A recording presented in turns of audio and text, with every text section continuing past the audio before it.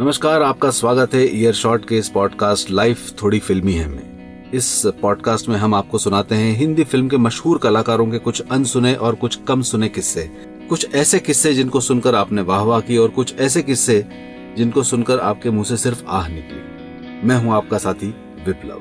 Hindi film के मशहूर कलाकारों की जिंदगी के अनसुने और कम सुने किस्सों की कहानी है ईयर शॉट का ये पॉडकास्ट लाइफ थोड़ी फिल्मी है। लेकिन सुंदरी, तुम तो अप्सराओं की रानी लगती हो। तुमसे सेवा करवाना सुंदरता का अपमान होगा। आज्ञा हो तो मैं तुम्हारी सेवा कर दूं, तुम्हारे हाथ दबा दूं, तुम्हारे चरण दबा दूं।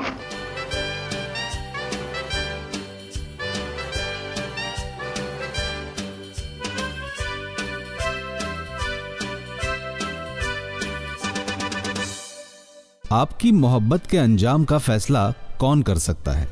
या तो आप खुद या आपके माता पिता। लेकिन शम्मी कपूर की मोहब्बत के अंजाम का फैसला उनकी गर्लफ्रेंड की माताजी के चाहने वाले ने किया था। बस पहली मोहब्बत के छूट जाने का दर्द कहीं शम्मी कपूर के दिलो दिमाग पर ऐसा छाया कि संभवतः पूरी जिंदगी उसी मोहब्बत को वो तलाश करते रहे। कभी कभी सफल रहे और ज्यादातर असफल। बात 40 के दशक के शुरुआती सालों की है। शम्मी 6 या 7 साल के थे और मुंबई में चेंबूर इलाके में रहा करते थे। उनके पिता पृथ्वीराज कपूर की हिंदी फिल्म इंडस्ट्री में अच्छी खासी पकड़ बन रही थी। उनके घर से थोड़ी दूर रहा करती थी अभिनेत्री शोभना समर्थ। अब एक ही इंडस्ट्री के थे तो पृथ्वीराज और शोभना में अच्छी खासी जान पहचान भी थी। शोभना की बड़ी बेटी थी नूतन। जब वो 3 साल की थी तब से वो शम्मी कपूर की दोस्त बन गई थी। अब शम्मी कपूर यानी एनर्जी का मल्टी ब्रांड शोरूम और नूतन शांत, सौम्य, गंभीर और बेहद कंपोज लड़की। दोनों साथ में बड़े हुए और दोस्ती गहराती चली गई। पारिवारिक कारणों से नूतन को हिंदी फिल्मों में एंट्री तो लेनी ही थी, तो 15 साल की उम्र में उन्होंने अपना पहला हीरोइन वाला रोल किया। हीरो थे दिलीप कुमार के भाई नासिर खान। फिल्म थी नगीना और साल था 1951। इन दिनों शम्मी कपूर और नूतन एक दूसरे को डेट कर रहे थे, तो लाजमी था कि फिल्म के प्रीमियर पर नूतन के साथ शम्मी ही जाते, और हुआ भी ऐसा ही। लेकिन फिल्म नगीना को सेंसर ने 18 साल से ऊपर के दर्शकों के लिए मुफीद पाया, तो प्रीमियर पर गई नूतन को दरबार ने एंट्री ही नहीं दी। शम्मी तब भी साथ थे। अब नूतन के पिता कुमार सेन और मां शोभना समर्थ ने अलग होने का निर्णय ले लिया। तब शोभना की जिंदगी में आए उस समय के मशहूर कलाकार मोतीलाल राजवंश, जो उनके फ्रेंड, फिलोसोफर, गाइड और ऑलमोस्ट लाइफ पार्टनर बन गए। नूतन और शम्मी की मोहब्बत तेज रफ्तार से आगे बढ़ रही थी और शम्मी ने नूतन से शादी करने का मन भी बना लिया था।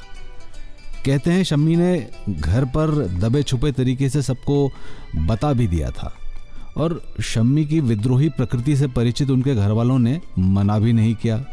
नूतन तो उन्हें वैसे भी पसंद थी, मगर प्यार की इस राह में आए मोतीलाल खुद एक बहुत जेंटलमैन शख्स थे और वो शोभना समर्थ के वेल विशर थे। शादी से नूतन का करियर खतरे में पड़ जाएगा, उसकी मार्केट वैल्यू खत्म हो जाएगी, और इसी वजह से वो इस शादी के खिलाफ थे। उन्होंने शोभना को यह बात समझाई और शोभना ने शम्मी और नूतन के रिश्ते के लिए मना कर दिया। नगीना की रिलीज के तुरंत बाद नूतन को स्विट्जरलैंड के ला शैटलेन स्कूल में पढ़ने के लिए भेज दिया गया। हालांकि शम्मी और नूतन ने अपनी दोस्ती बरकरार रखी, मगर साथ में सिर्फ 3 फिल्मों में काम किया। शम्मी की एनर्जी से नूतन फैसिनेटेड रहती थी और अपने किरदारों को बेहतरीन गहराई से निभाने की नूतन की क्षमता के कायल थे शम्मी। अफसोस कि शम्मी की पहली आधिकारिक लव स्टोरी का कुछ हश्र न बन पाया। शम्मी की लेकिन पहली पूरी और सदा के लिए अधूरी प्रेम कहानी थी उनकी को स्टार गीता बाली के साथ, जिनसे शम्मी ने शादी तो की, मगर गीता उनके साथ सिर्फ 9 सालों तक रह पाई और स्मॉल पॉक्स जैसी बीमारी की वजह से उनकी अनटाइमली डेथ हो गई। हंसने की बात है, मगर दोनों मिले थे एक फिल्म के सेट पर और फिल्म का नाम था रंगीन रातें। शम्मी की हीरोइन थी माला सिन्हा, जिन्हें गीता बाली ने अघोषित तरीके से गोद ले रखा था। माला के कहने पर गीता ने एक अजब किरदार करने के लिए हाँ भी कर दी थी। फिल्म में गीता ने माला सिन्हा के भाई का किरदार निभाया था। शम्मी के लिए गीता एक अजूबा सी थी और दोनों एक ही जैसे तूफान थे। गीता टॉम बॉयज थी, शम्मी की मस्ती में जोड़ का साथ देने वाली एकदम। फिल्म की शूटिंग थी कुमाऊं उत्तराखंड में। वो इलाका शेरों के लिए प्रसिद्ध था। शम्मी शूटिंग के बीच में समय निकालकर शिकार करने चले जाया करते थे। एक खास शेर के शिकार का उनका प्लान था और वो उस चक्कर में कई दिन और कई रातें जंगल में गुजार चुके थे। एक दिन की बात है, उनकी शिकार पार्टी में गीता बाली भी साथ गई। जिस शेर की फिराक में शम्मी कई दिनों से थे, उसे गीता ने गोली मारकर ढेर कर दिया। शर्ट पैंट पहनी हुई गीता जीप के बोनट पर नाचने लगी और शम्मी के मन में वो छवि घर कर गई। दोनों के बीच तूफानी प्रेम शुरू हुआ। 4 महीने तक कोर्टशिप चली और शम्मी तो शादी के लिए उधार बैठे थे। गीता शम्मी से 1 साल बड़ी थी। वो शम्मी के पिता पृथ्वीराज जी के साथ आनंद मठ और बड़े भाई राज कपूर के साथ बावरे नैन नाम की फिल्म कर चुकी थी।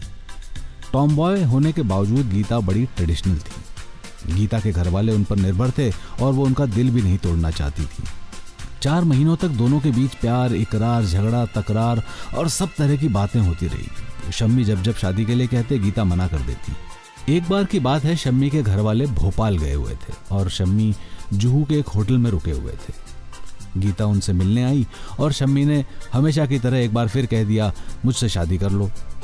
शम्मी की उम्मीद के ठीक विपरीत गीता ने इस बार कहा, ठीक है शम्मी, चलो शादी कर लेते हैं, लेकिन शादी अभी करनी होगी। पूरे मुंबई में शम्मी ने अपने दोस्तों को फोन लगाना शुरू किया। उस दिन बहुत बारिश हो रही थी। तारीख थी 23 अगस्त 1955। कुछ लोग जमा हुए, उनके दोस्त जैसे जॉनी वॉकर, हरी वालिया। जैसे तैसे बारिश में साउथ बॉम्बे के बाणगंगा मंदिर पहुंचे। इस जद्दोजहद में गीता और शम्मी के कपड़ों की इस्त्री भी खराब हो चुकी थी और शाम हो गई थी। मंदिर के पुजारी ने कहा, सुबह आइए। दोनों अगले दिन फिर हाजिर, मगर उनके साथ इस बार थे सिर्फ हरी वालिया। दोनों की शादी हुई। फेरे के बाद गीता ने पर्स में से लिपस्टिक निकाली और शम्मी से कहा, मेरी मांग लिपस्टिक से भर दो ताकि ये रस्म भी पूरी हो जाए। इस शादी के गवाह बने हरी वालिया और बाद में हरी ने शम्मी और गीता के साथ कॉफ़ी हाउस और कुछ और फिल्में भी प्रोड्यूस की थी। शादी के 1 साल के भीतर शम्मी के बेटे आदित्य राज कपूर का जन्म हुआ और फिर उनकी बेटी कंचन का। गीता के साथ ने शम्मी को बड़ा शांत कर दिया। शम्मी की मस्ती तो वैसी ही रही, मगर अब वो फैमिली मैन भी हो गए थे। करीब 9 साल बाद एक फिल्म के सेट पर गीता बीमार पड़ गई। उन्हें हॉस्पिटल में दाखिल कराया गया और तमाम इलाज के बावजूद वो बच न सकी। शम्मी की जिंदगी का मकसद मानो खत्म हो गया। शम्मी बिखर गए, बेतहाशा शराब पीने लगे, उनका वजन बढ़ने लगा। लेकिन उनके बच्चों की खातिर शम्मी ने जैसे तैसे खुद को संभाले रखा। और फिर उनकी जिंदगी में आई उनकी लाइफ टाइम कंपेनियन नीला देवी। उनकी कहानी से पहले शम्मी की लाइफ में कुछ किस्से तो हैं जो छोटे छोटे हैं और ज़रूरी भी नहीं, मगर सुनिए। गीता से शादी से पहले शम्मी को एक कैबरे डांसर नाडिया गमाल से प्यार हो गया। 1953 में श्रीलंका में फिल्मी सितारों का एक फ्रेंडली क्रिकेट मैच हो रहा था। राज कपूर और दिलीप कुमार के साथ शम्मी भी टीम में थे। पहले दिन वो रात को होटल में कैबरे देखने गए, जहां 17 साल की नाडिया डांस कर रही थी। शम्मी ने उन्हें देखा और देखते ही रह गए। Love at first sight. Shammi की दिल की धड़कनें तेज हो गई और नाडिया को भी हैंडसम शम्मी पसंद आ गए। 3 दिन की यात्रा में शम्मी ने जबरदस्ती करके 1 दिन और रुकने का प्लान बना लिया। 4 दिन वो हर रोज नाडिया से मिले, प्यार की बातें करते। डैशिंग शम्मी की स्टाइल ने इजिप्ट की नाडिया का मन मोह लिया। 4 दिन में लौटने से पहले ही शम्मी ने नाडिया को प्रपोज भी कर दिया। नाडिया ने भी हाँ कर दी, मगर एक शर्त रखी गई। क्योंकि नाडिया सिर्फ 17 साल की थी और शम्मी 22 साल के, तो तय किया गया कि 5 साल तक दोनों इंतजार करेंगे और अगर 5 साल के बाद भी प्यार बना रहा तो शादी कंफर्म। खैर, शम्मी, नाडिया और नाडिया की माँ वापस मुंबई आए। शम्मी ने नाडिया को राज कपूर की फिल्म आवारा के प्रीमियर में इनवाइट किया। वहाँ उन्हें अपने घर वालों से मिलवाया। अगले दिन नाडिया कायरो वापस लौट गई। इस बीच शम्मी और गीता वाली की प्रेम कहानी शुरू हो गई और शम्मी ने शादी कर ली। लेकिन ऐसा सुनने में आया कि नाडिया ने भी इजिप्ट में किसी से शादी कर ली थी। इसके पहले शम्मी को एक बार प्यार और हुआ था, मधुबाला से। 1953 ही की बात है, जब दोनों ने एक फिल्म की थी साथ में, रेल का डब्बा। शम्मी ने जब मधुबाला को पहली बार देखा तो उनकी नजरें ही नहीं हटी। उन दिनों मधुबाला की जिंदगी में प्रेमनाथ और दिलीप कुमार के बीच की जद्दोजहद चल रही थी। उन्होंने शम्मी को कोई भाव तो नहीं दिया, मगर शम्मी के हिसाब से मधुबाला न सिर्फ बेइंतहा खूबसूरत थी बल्कि बड़ी ही शानदार पर्सनालिटी की मालकिन थी। ये प्यार एक तरफा था, मधुबाला को पता भी था, लेकिन ये कहानी कुछ आगे नहीं बढ़ी। खैर, 1968 का समय था। शम्मी ने एक फिल्म साइन की, ब्रह्मचारी। हीरोइन थी मुमताज। उस जमाने में देवानंद, जितेंद्र, धर्मेंद्र, फिरोज खान सब के सब मुमताज की खूबसूरती के कायल थे। मुमताज के सर पे लेकिन परिवार की जिम्मेदारी थी। वो 18 साल की थी और हर हीरोइन की तरह शम्मी की अदाओं पर मर मिटी थी। शम्मी को भी मोहब्बत हो गई थी। शूटिंग के दौरान दोनों में जबरदस्त प्यार हो गया। शम्मी का तूफान फिर चलने लगा और उन्होंने मुमताज के सामने शादी का प्रस्ताव रख दिया। मुमताज ने समय मांगा जवाब देने के लिए। शम्मी उनके घर के चक्कर लगाते रहे, कभी उनके घर की छत पर रात को पहुंच जाते। लेकिन मुमताज का करियर तब तक चल निकला था। सेकंड ग्रेड की स्टंट फिल्मों से निकलकर अब वो मेन फिल्म्स में बड़े हीरोज के साथ काम करने लगी थी। 18 साल की उम्र, फलता फूलता करियर और उस पर शम्मी की शर्त कि शादी के बाद मुमताज फिल्मों में काम नहीं कर सकेंगी। मुमताज ने थोड़ा प्रैक्टिकल निर्णय लिया और शम्मी को मना कर दिया। हालांकि मुमताज ने किसी और फिल्मी हीरो से भी शादी नहीं की, मगर शम्मी और उनकी प्रेम कहानी प्रैक्टिकलिटी की बलि चढ़ गई। मुमताज अपने इंटरव्यू में आज भी कहती हैं, जैसे मेरी लाइफ में कोई दूसरा राजेश खन्ना नहीं हो सकता, वैसे ही मेरी लाइफ में कोई दूसरा शम्मी कपूर नहीं हो सकता। आपको जेसिका लाल याद है? वो मशहूर मॉडल। एक पार्टी में वो बार टेंडर का काम कर रही थी। मनु शर्मा नाम के एक नेता पुत्र को शराब सर्व न करने की वजह से मनु ने उसे गोली मार दी थी। वही जेसिका जिस शख्स की पार्टी में बार टेंडर बनी थी वो थी बीना रमानी। गीता बाली की मौत के बाद राज कपूर की पत्नी कृष्णा जी शम्मी के लिए लड़कियां देख रही थी। तब उन्होंने शम्मी को बीना से भी मिलवाया था। बीना उन दिनों मॉडलिंग किया करती थी। शम्मी और वो अलग अलग जगहों पर मिलते रहे, कभी अचानक तो कभी कृष्णा जी की प्लानिंग से। शम्मी और बीना में थोड़ी बहुत बॉन्डिंग बन भी रही थी, लेकिन बीना के पेरेंट्स को ये रिश्ता पसंद नहीं था। शम्मी तब तक शराब में डूबे रहने वाले और कैसेनोवा के तौर पर जाने लगे थे। ऊपर से पहली पत्नी की डेथ हो चुकी थी, 2 बच्चे भी थे। बीना के पेरेंट्स ने शादी के लिए मना कर दिया और इस तरह शम्मी और बीना की कहानी भी लंबी नहीं चली। बीना ने अपनी आत्मकथा में इस रिग्रेट का जिक्र भी किया है। बीना और शम्मी बाद में सोशल फंक्शंस में मिलते रहे, लेकिन बात कुछ बनी नहीं। हम लौटते हैं गीता बाली की तरफ। गीता बाली की असमय मौत ने शम्मी को तोड़ कर रख दिया था। वो गहरे डिप्रेशन में चले गए थे। ऐसे में उनके बड़े भाई राज कपूर की धर्मपत्नी कृष्णा जी ने उनके लिए और उनके बच्चों के लिए शम्मी की शादी फिर से करवाने का निर्णय लिया। शम्मी को देखकर, शम्मी के हालात देखकर सबने हाँ कर दी। पृथ्वीराज कपूर अपने थिएटर समूह के साथ अलग अलग शहरों में नाटकों का मंचन करते रहते थे। एक बार उनका समूह भावनगर गया था, जहां के राजघराने में उनकी मित्रता हो गई।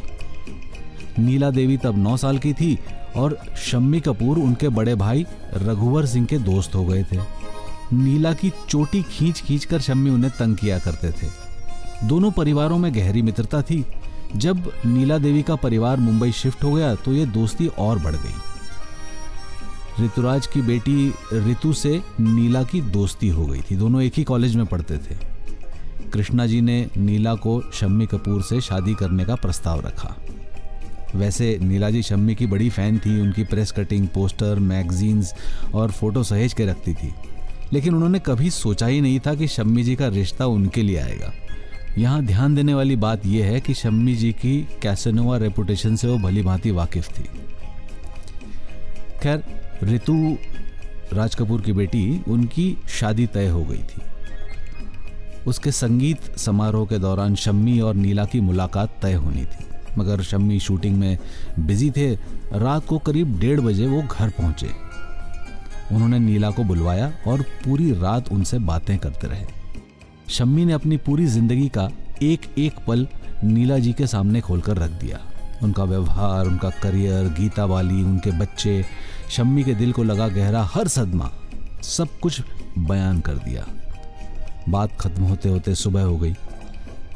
शम्मी ने नीला जी से कहा कि वो चाहते हैं कि नीला अगले दिन ब्रेकफास्ट करने शम्मी जी के घर आ जाएं और अब उनकी जिंदगी संभाल लें।